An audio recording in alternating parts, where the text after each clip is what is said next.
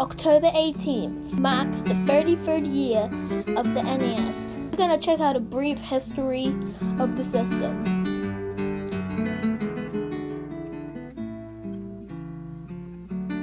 The family computer was released in July 1983 in Japan and was a video game console which looked like a computer.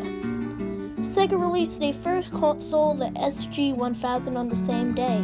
It had flopped. The launch games were Donkey Kong, Donkey Kong Jr., and Popeye. It sold over 500,000 units in its first 2 months.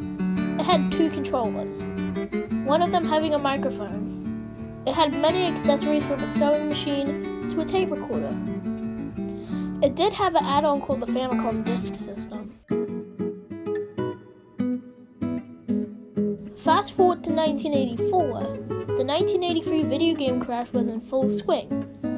Atari went down from 10,000 employees to 2,000 employees. Nintendo wanted to team up with Atari to bring the Famicom to the US, and Atari even requested to put on 4 of their titles onto the system, but the deal fell through.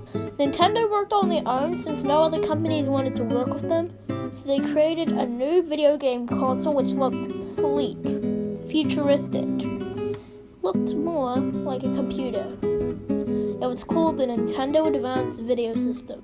It was revealed in January 1985 at the Winter Consumer Electronics Show, and it featured a keyboard, a zapper gun, a joystick, wireless controllers, and a tape drive where you can save data. But to get people interested into the system, they had to make it cheaper and make it look a lot less like a video game console. The design was changed and looked like a VCR.